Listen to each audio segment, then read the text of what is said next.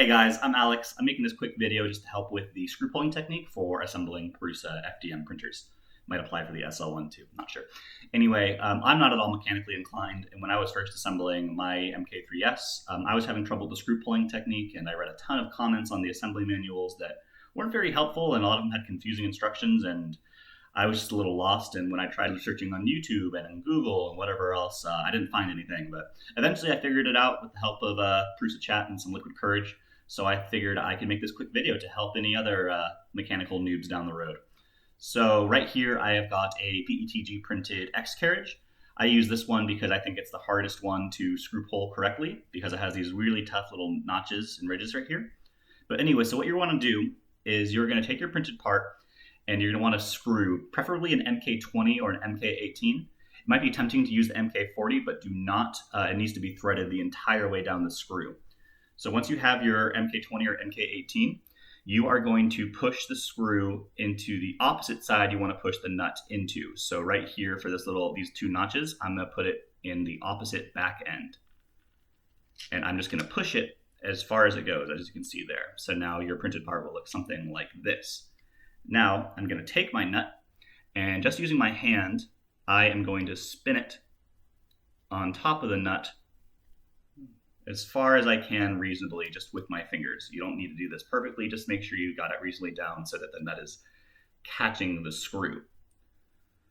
Once you've got the nuts down onto the screw to the point you reasonably can, what you're going to want to do is take your Allen wrench or screwdriver or whatever, and you're going to screw as if you are tightening the screw on the opposite side, as if you were screwing the screw in.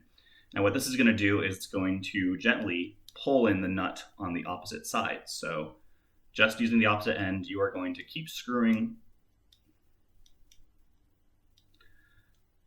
until you can tell that the nut is fully within its case. So this is kind of a long screw, so it's going to take a bit, but this is where video effects would come in handy.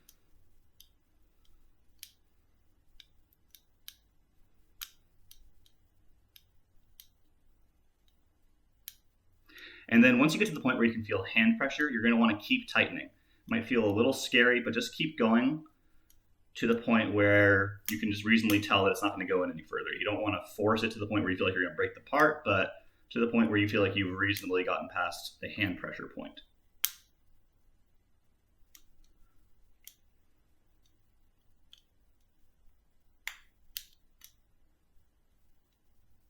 Just a couple more turns.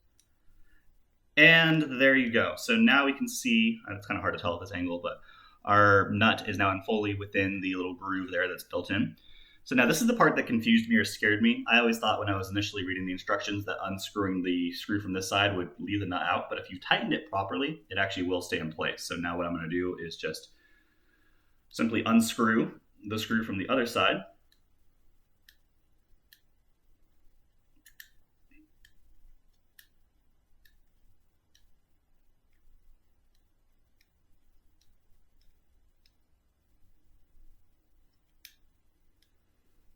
Alexa, play elevator music. The station, Smooth Jazz on Amazon Music.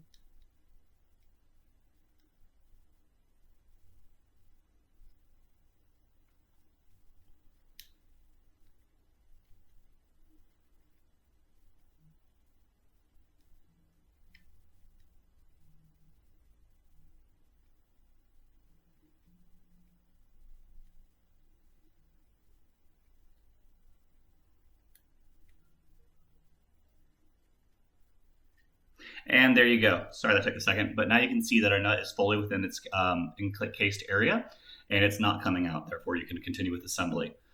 That's pretty much it. Again, I don't know if this video will be needed, but for anybody that's also not mechanically talented like I am, I would have killed for this video back when I was assembling my printer. If you have any questions, feel free to comment on this video, or you can send me an email at alxt6678@yahoo.com. I'll be sure to reply. Let me know if this is helpful, and if it is, I can continue to make other noob-friendly videos. Take care, guys. Bye.